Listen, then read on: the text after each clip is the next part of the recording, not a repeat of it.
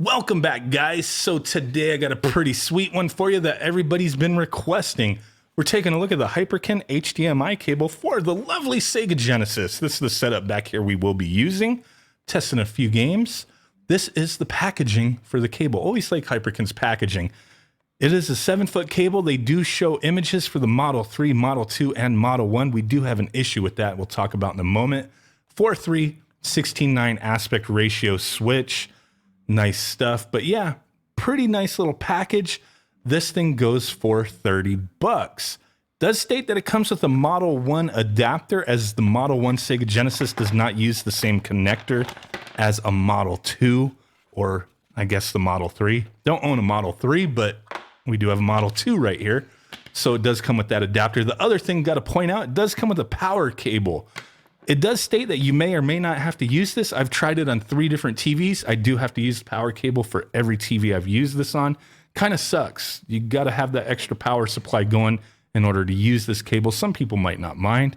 There's the 4:3 aspect ratio switch or 16:9. You have options. I'm going to be recording in 4:3.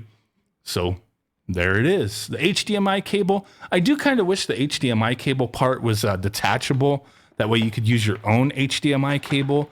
That could be useful for various reasons, but hey, it is what it is. So far, the cable feels quality, looks quality. Not really much to harp on as far as the actual cable is concerned. But that Model 1 adapter, do not use this. HD Retrovision had been bringing up some stuff on Twitter that I saw, and they posted this image talking about this particular cable and how they couldn't fit it into a Model 1 Genesis. Turns out they used the wrong connection. You can jam it in your system and get it to work, but you might quite possibly actually damage your system.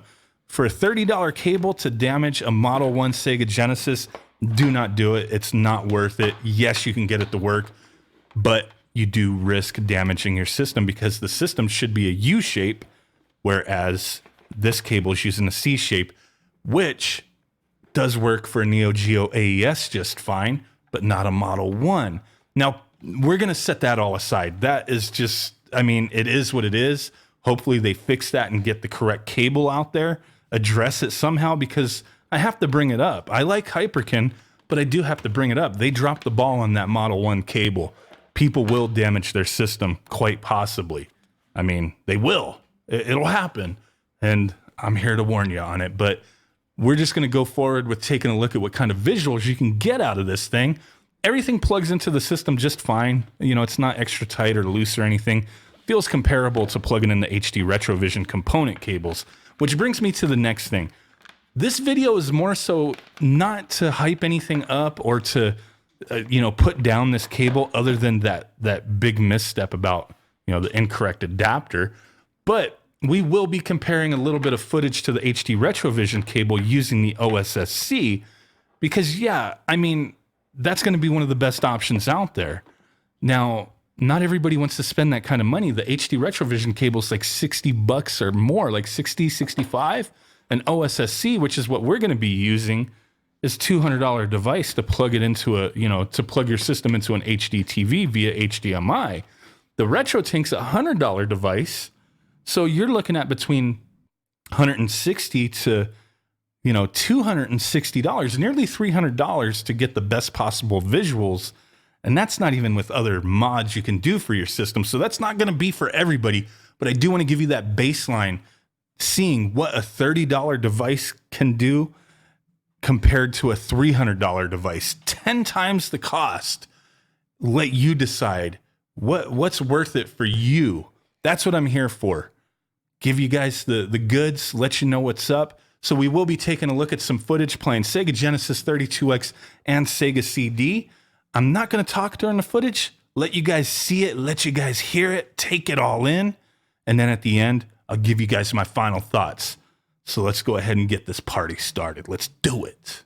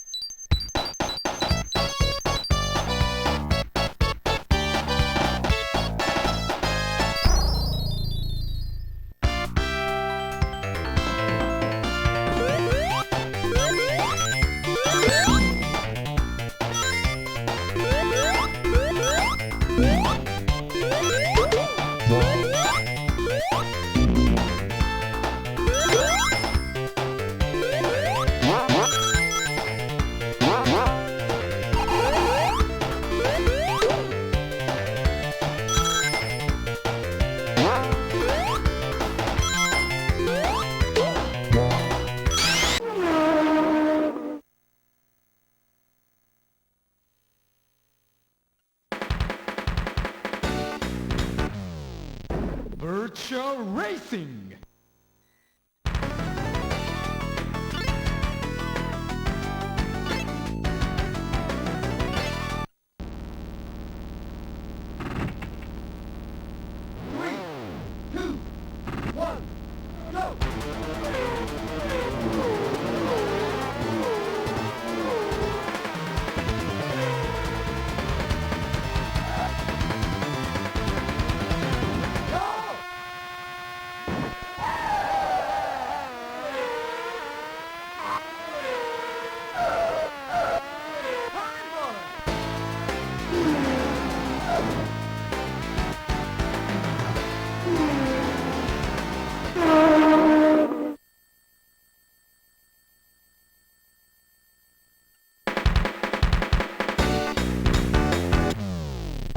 Virtual Racing!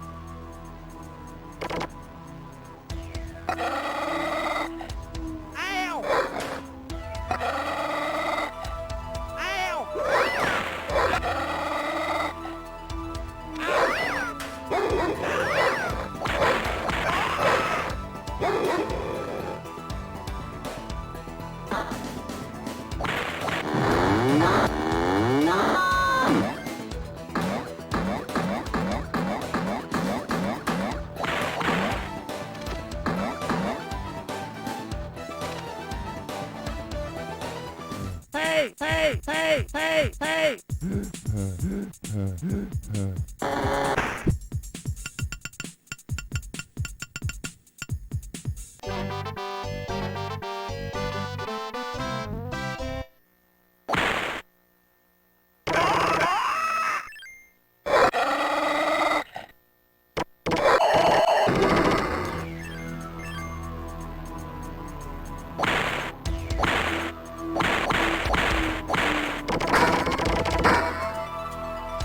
Moo.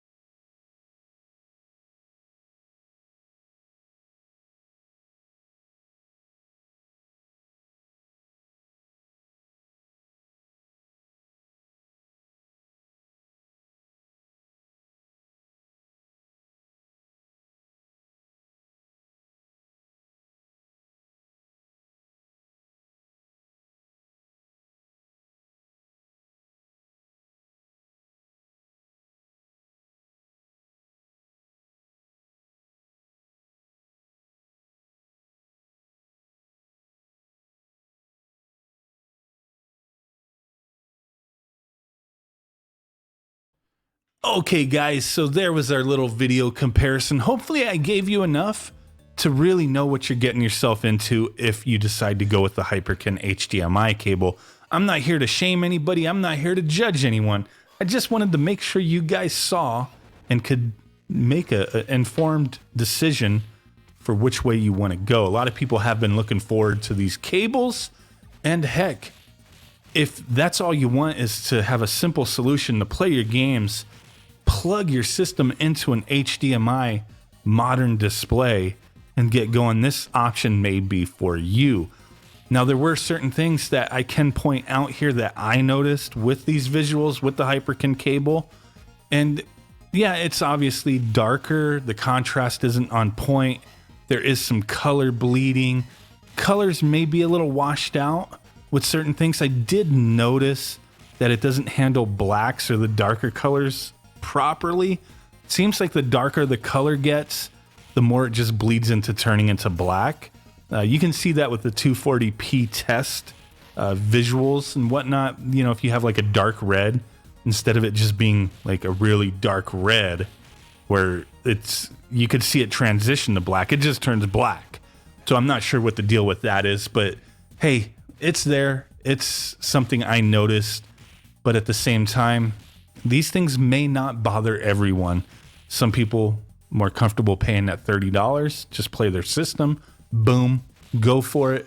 Some people want to get the best they can get, and they're going to spend that money, whereas other people will see the value in the $30 for the Hyperkin cable being a better value than investing hundreds of dollars just to play one system. The choice is yours, guys. Hope I helped with this video. I really do appreciate you guys stopping in, hanging out with me, chilling for a minute. It means the world to me. You guys have been helping me out greatly by continuing to watch my videos.